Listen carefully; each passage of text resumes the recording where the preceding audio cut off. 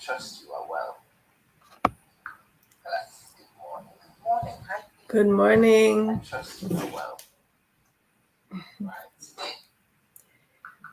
Welcome to Vibrant Authentic Living. This is Nandi, and you're at Lemon Water in the Mornings with Nandi. So, as the title says, I have pregnancy on my mind this morning. I'm going to tell you why in a minute. So, as usual, we're going to look at our Lemon Water in the Morning feature for this morning. So get your limes, get your lemons, get your water, and do your squeezing and get ready to sip with me as we chat. So here's our feature for this morning.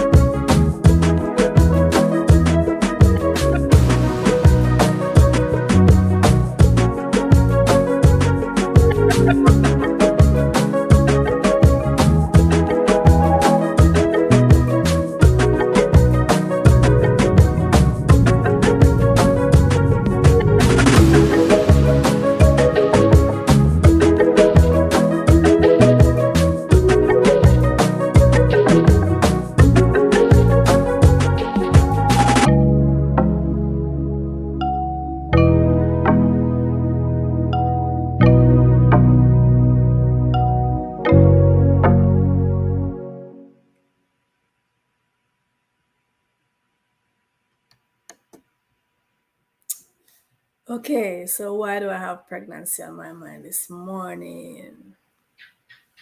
Well, I don't think I'm pregnant, but I definitely have pregnancy on my mind. Now, the other day, I witnessed two incidents that were pretty much identical in the sense that they both happened to my past students, and these girls were pregnant. Now, I witnessed about a week ago, I was coming home and I saw someone, I saw a mother, ushering her daughter into a car. And then I realized, wait, isn't that so and so? So this is someone who, well, she's a sister of one of my students, right? But someone who we're pretty close in the community. This is someone who I watched growing up from she was 4 or 5 years old, riding her bicycle throughout the community, and I taught her sister for a time. So she was heavily pregnant, on her way to the hospital, and her mom was ushering her into the car, and you know that usually, she can barely walk. So this young lady is about 26, 27, right? There, or maybe not even that old. Maybe about 24, 25. Yeah, I think more to that region. And she was just in pain because obviously her labor has started and she can barely walk. And I was just looking and I said, my, this brings back memories, because I have gone through that 4 times. And I know what it is like, especially for the first time when you don't know what is about to happen. All you have are the stories that you've been told. Maybe you've done some research on, especially now we have access to the internet. Maybe you've read some books about pregnancy, but you just don't know. It's your very first time. I remember when my first time, I was 21. I was 21 years old.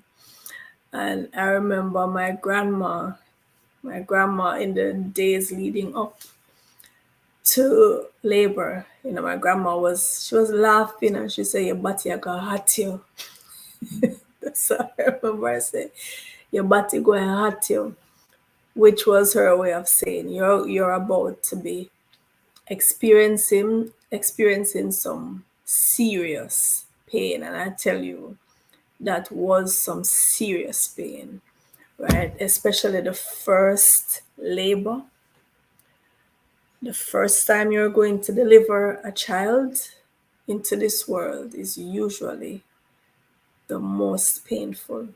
And it's the most traumatic because you just don't know what to expect. And as we all know, with pregnancy, there is that hovering possibility that there can be a loss of life. There can be a loss of life for the mother as well as the child. So, as beautiful and as wonderful as pregnancy is, there is always hovering that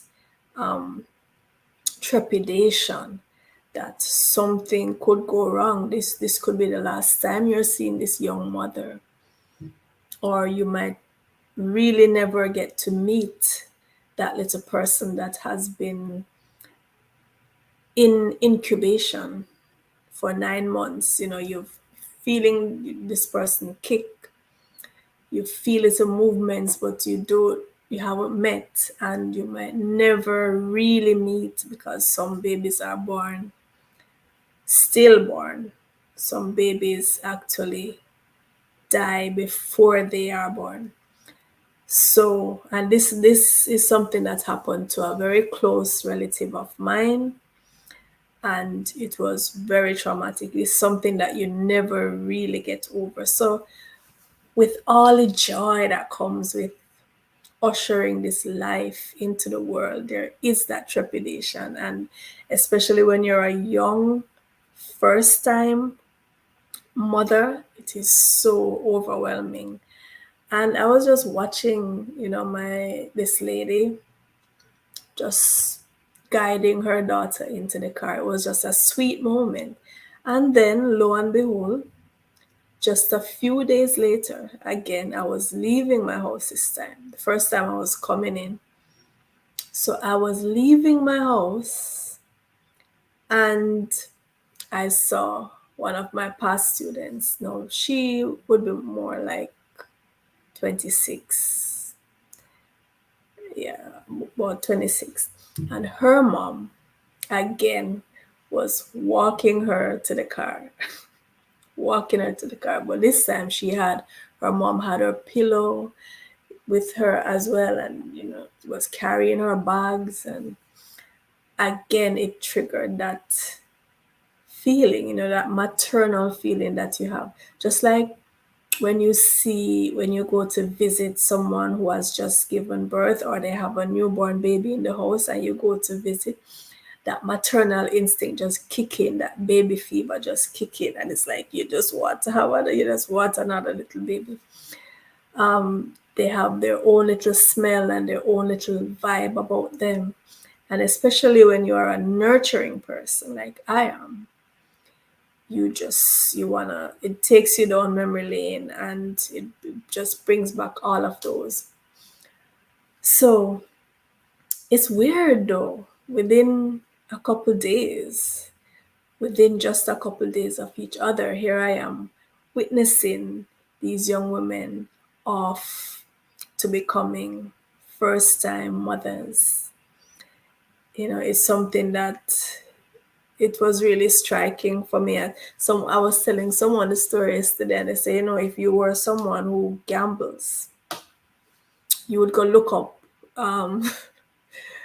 whatever the image is, your first time mother or pregnant or whatever, you'd look it up and go buy a number and win with a cash pot or the lotto or something. I've never ever played any of those stuff. I'm just not inclined to do that, but it's definitely a sign though. Within a couple days of each other, here are my former students or young women whom I have in some way nurtured. Here they are being ushered by their moms, and I am certain that these women, the mothers, I just know what they're going through. I mean, about to become grandmothers. Nowadays, a lot of grandmas are not embracing that title nowadays, because they're shedding a lot of the traditional roles that were assigned to grandma, some of which were very toxic, I must say. And so a lot of the modern day grandmas are saying, listen, I am not up for that. I'm not going to be babysitting your child and putting my life on hold. I'm not going to be there at your beck and call just because I am grandma and then you can dump the child on me. I'm not going to be raising your child. Right? Just the other day, someone told me about an incident where a mother, her mom, so this is the child's grandma, she just expected the mom to be there to babysit her child. And when she discovered that the mom had gone out, the grandma had gone out, she was livid. How dare this woman take up herself and gone? And I'm saying, she raised you. She's not obligated to raise your child. So many new grandmas are not having it. And I've seen a lot of videos where these grandmas are declaring themselves that, listen, we're not going to sit down and babysit your child, or you're going to pay us. If you're asking us to do it, you're going to fork out some nursery money, right? Which I totally agree. And this is something I also want to look at in one of these videos, one of these mornings, the new age grandma, right? But I'm thinking of these women and they're about to be grandmas. That's what's going through their minds right now. Oh my God, this is the moment. I'm about to become a grandma. And I'm also thinking of the dads, because these are fathers whom these two men, in these situations, these two men, they are men whom I know to be very involved as fathers in their children's lives. So I can just imagine, there, I didn't see the dads. I just saw the moms ushering the young women, but I know the dads were somewhere feeling really nervous right now. My daughter, and these were both these kids, as far as I know, not one of them. One was the first child for the father, the other wasn't. But yeah, what were the dads going through? And sometimes the dads go through so much trauma where pregnancy is concerned, the dads and the granddads. Because, like I said, there's always that chance that, hey, this might be the last time I'm seeing my daughter. It's just a plain fact of life.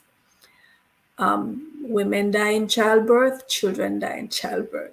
I don't want to come across as negative, but it's just a reality. And once a woman goes into labor, you just have to bear that in mind, that it might be the last time you're seeing this woman, or you might never really get to meet young this youngster that has been growing for 9 months, whom you've been expecting and looking forward to meeting. You might never get to meet them. So we always have that at the back of our heads, as joyful and as beautiful as the moment is. Right. So I am just hoping that everything went well for these young ladies. I haven't seen them since, or, no, I haven't heard anything. But hopefully I will be seeing them soon, and I'll be able to confirm that the labor went well and everybody is healthy and everybody is doing well. Right. So I wanted to share that with you this morning because I have pregnancy on my mind. So I'm going to see you tomorrow again when we have another feature of lemon water in the mornings with Nandi.